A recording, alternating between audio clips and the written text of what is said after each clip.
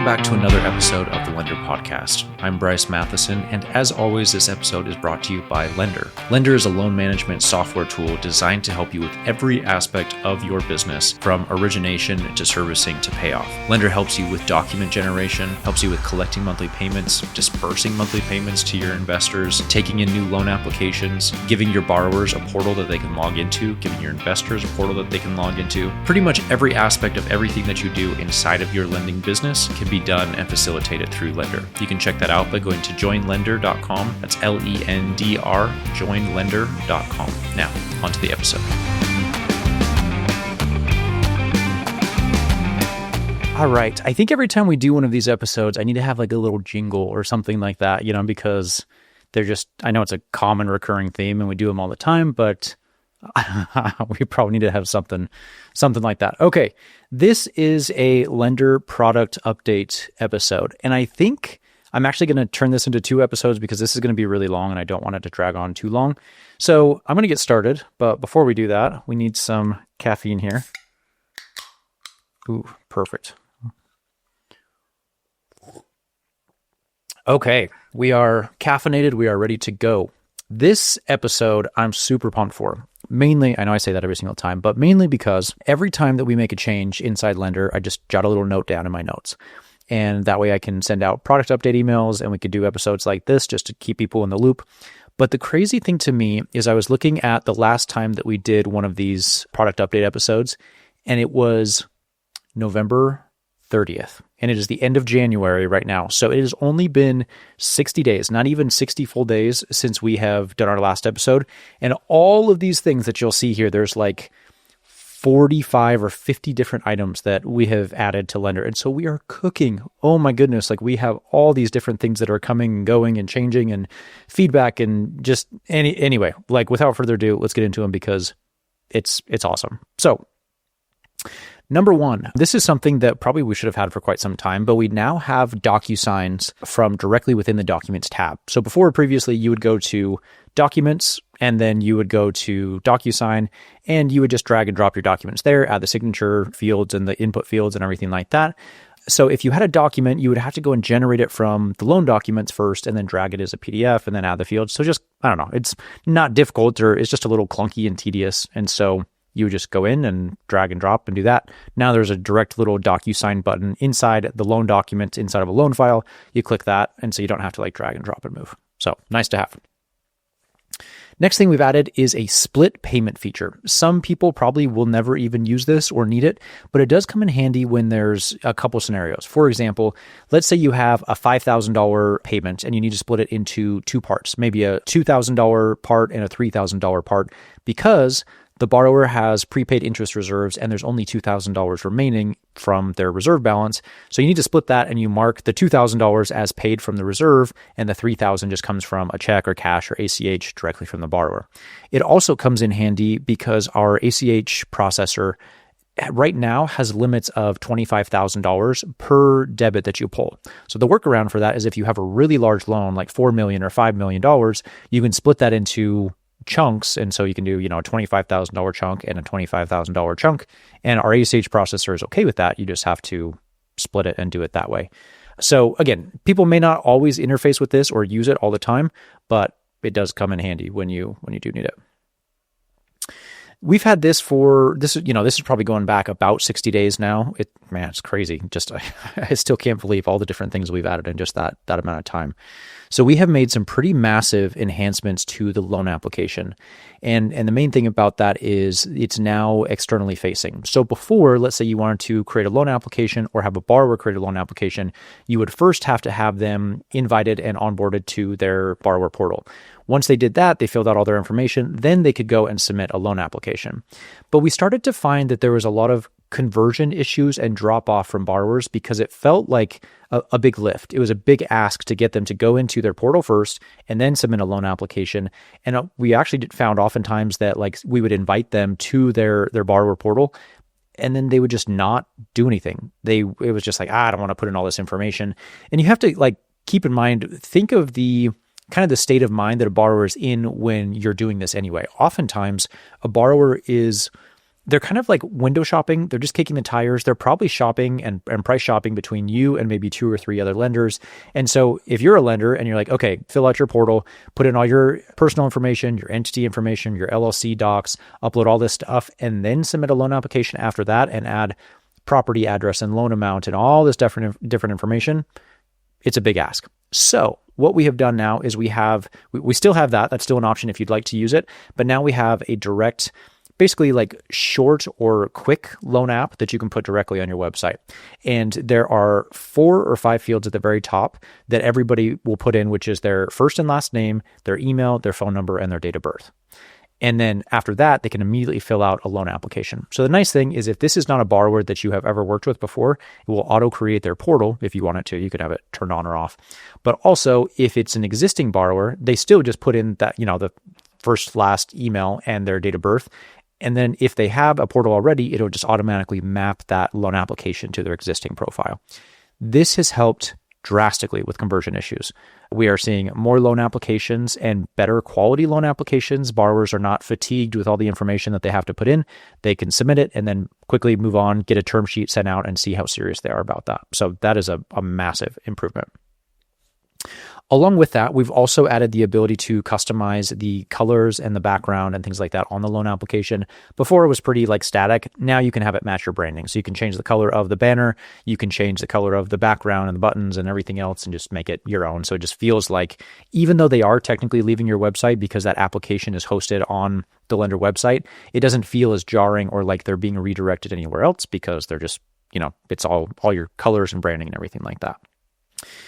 Next thing that we added is the loan opportunities funded slider. This is getting kind of specific, I know, but on the loan opportunities, there's a funded slider now where you can take this and you can manually drag and slide and drop this wherever you want. And the main reason this even comes into play is, let's say I put a loan listing or a loan opportunity out there and I say, okay, I'm looking for some investors to help me fund this $200,000 project. Cool.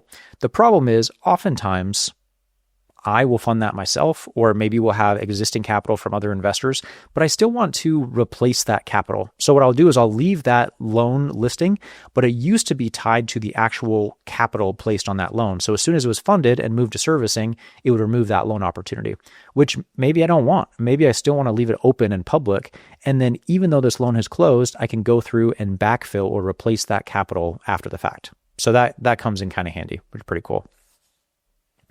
We've made some pretty big improvements to the bank accounts user interface. And so one main issue that we had is obviously you can have multiple bank accounts, right? But there was a little drop down button there where you would select whether this was a personal bank account or like a business bank account tied to one of your entities or your LLCs. And that little drop down, people just seemed to miss. So let's say, for example, I have a borrower with an LLC that is, We Flip Homes LLC. But they would go into that bank account screen and they would add their bank account, but they wouldn't add it to the LLC. And so when you're trying to process payments, there would be an error that would come up and say, hey, FYI, you don't have a bank account tied to this particular loan. And the borrower's like, what are you talking about? Of course, I do. I have a bank account in the system, but it wasn't tied. So we revamped that screen, made it a little more intuitive, and now it's very obvious whether or not a bank account is listed next to that particular LLC. So that is all fixed now. Okay, we have also added some big improvements to the pipeline, specifically around the loan cards and how you can customize them. So there's a section in settings now where you can customize the loan card and you can make them pretty dynamic. You can customize it to be whatever you want. So you can hide and show different fields or different pieces of information on the little preview that shows up on the loan cards. So you can show, how long has this deal been sitting in my pipeline? Is it sat here for 60 days with no movement and nothing happening to it? What was the date that it was actually submitted? What's the progress? Like how far along or how much capital has been allocated to this deal? Does it still need to be funded? I mean, there's all these different options that you can add there. You can add a little icon to see like, hey, are there any new email messages related to this loan that have come in? So all that stuff is pretty cool and customizable. This next one may be very specific and maybe not used at all, but we had someone request the ability to override a credit score. So as you probably know, we have the ability to just check credit and run it directly through the system inside Lendr. But sometimes it may not be the most accurate. And what I mean by that is The credit scores are just a soft pull and they're directionally correct. They're pretty good, but if you want like an actual like specific numbers, like let's say, for example, I run a credit score on a borrower and it comes back as a 660. If I run it and I go and do like an actual hard pull with one of the, TransUnion or Experian or one of the other like big credit guys, it may come back as a 673 and like down to that one integer like point, right, is like very accurate. And some people want to be able to say, well, I have this and it is more accurate, so I'd like to still list that and record that in the system.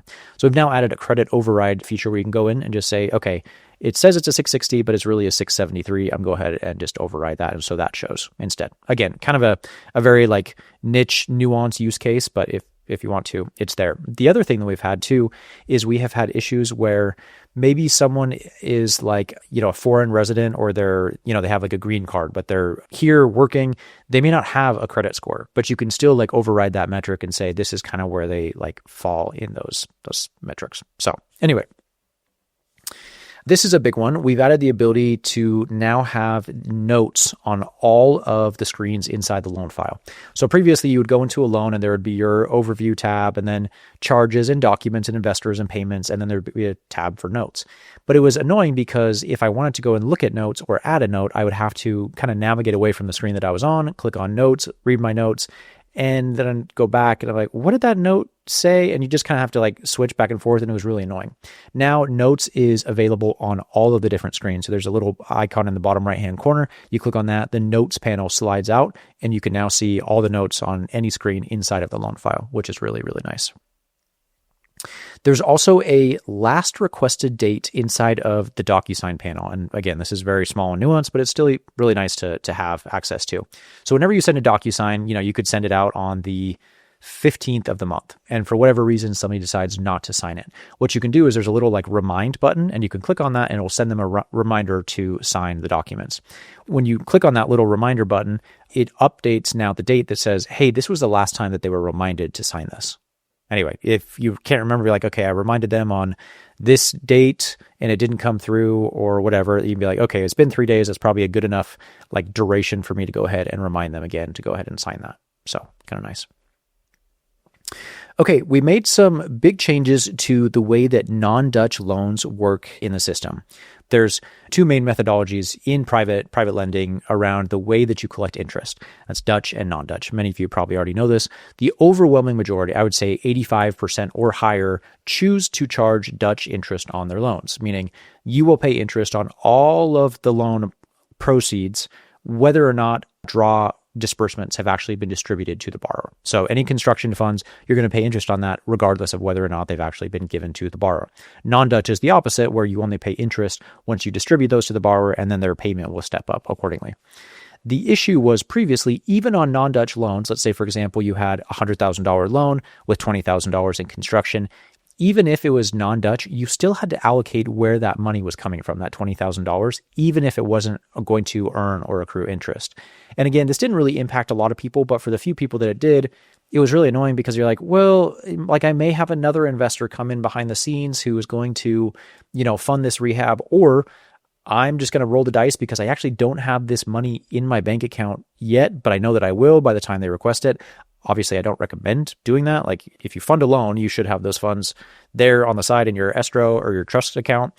But that being said, people operate differently than I do, and the system needs to support that. So long story short, we now have the option to, on non-Dutch loans, it's only going to request where's the initial $80,000 going to come from. And then as you fund the remaining construction holdback, it will say, okay, where's the $20,000 coming from at that time when you give it to the borrower. So that's a long-winded way of saying some things have changed, but it makes it much nicer for people who do non-Dutch loans. Okay, very, very minor subtle changes to the way that like entities work. There's kind of some like weird nuanced things with archived entities and how they interface with loans, and that's all now been changed and fixed. DocuSign templates. This is a huge one. This is a huge, huge one. For the longest time, and I don't know why we didn't have this, just again, priorities, and we've been busy with other things. DocuSign templates are so nice because you drag and drop a file, you add your different signature and your like text input fields and where people need to fill out the information, and then you can just resend those over and over and over again. And before, it was annoying because anytime you wanted to send a document, you had to drag and drop those fields over and then send it at that time. Now these templates are saved. And so if you have a W-9 or like a more common scenario is if you have a really lengthy PPM with 60 different fields, it's like, oh my gosh, this is really tedious to go through and drag and drop all these different items and then send it every single time I want someone to sign my PPM. Now you set up the template, send it, and then you can just repeat over and over again. So people have been, I get like a thank you email probably every other day after releasing this, and people are like, oh my gosh, this is amazing. Thank you so much. We've been needing this for so long. I agree. It's long overdue. Now it's actually there. Document and loan checklists. Previously, you could only have one in the system, and now you can have as many as you want. So say, for example, you have, a different process for a refinance versus a purchase. You should probably have different checklists in the system because those are different processes. Whereas before, you would kind of just have to mentally know that I'm going to skip this step because it doesn't really apply because, for example, on a refinance, you typically don't have a purchase agreement. So why is it listed in my checklist there? Well, it's because you didn't have that capability until recently. A lot of people don't use this that I've noticed, like still people just default to having one loan checklist or document checklist, but it still is really handy for those like nuanced situations where you want to have different for each one. So this is, I think it's cool. A lot of people probably won't use this, but we have a new historical notches interface. So if you choose not to use our ACH payment processor and you just want to do all of your ACH payments directly through your bank with a Notcha file, you can absolutely do that. But it's now nice because every time you generate a Notcha file, it will record that in the system and it'll show you a history of I generated this Notcha file on this date for these investors with this debit amount or this credit amount, and it's going to just keep a historical record there. And the cool thing is there's a little like download tab. So if something happens and you lose that file or you want to reprocess it, you can just click there for any Notcha you've ever processed in the past and you can re-download it. The other main reason why this has come to fruition is because some banks have a specific batch number. And this is, again, probably nitty-gritty that most people don't care about, but I'm going to tell you anyway. Let's say, for example, I generate a Notcha file. It is going to record a batch number in the system and it's going to say, this is batch number 1. And then I'll generate another Notcha in the system and it'll say, okay, this is the second batch, and then 3 and 4 and 5 and 6 and 7 and 8.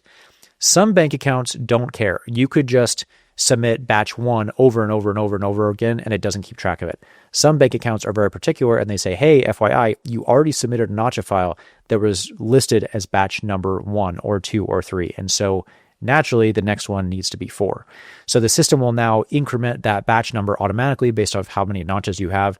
And let's say, for example, you're coming from a different loan system and you're like, okay, well, I'm on batch number 160. You can reach out to us and I can change the count to start at 161. And so the next one that gets generated will be 162 and 163 and 164. So you can now skip all that. Again, very nuanced. Probably most people will never interface with that, but the system supports it now regardless, which is pretty slick. Another thing we added, very small, but you can now favorite or like star reports in the reports tab. So some people are like, I only want to look at my revenue report and my aged receivables report, or maybe my 1099 report, so I can quickly see it at a glance. There are a lot of reports in there, and I agree that like most people probably don't use most of them. And so you can just favorite and star the ones that you do use, and they will get like pinned and sticky to the top so that you can grab them quicker, which is nice. Here's kind of a minor one, but you now have the ability to send or not send the draw request approved email whenever you approve a draw request.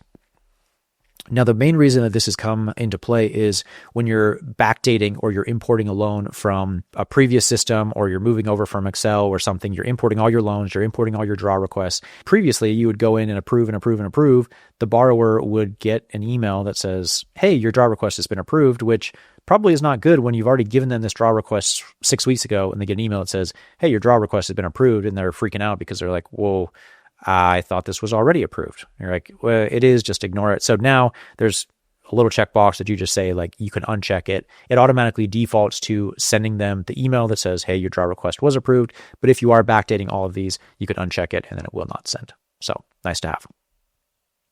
Okay, I am halfway through this list. And like I said, I don't want this list to get too crazy long. And so I'm going to stop the episode right there. And we're going to do a part 2 for next week because, again, I don't want this to get too long. But you can probably tell that I am starting from the oldest to the newest. So stay tuned for next week because we'll have all of the most recent stuff in here, which, in my opinion, is more cool than the stuff that we've already done from like 45 days ago. So stay tuned for that. We'll catch you next week's episode. Thanks for listening.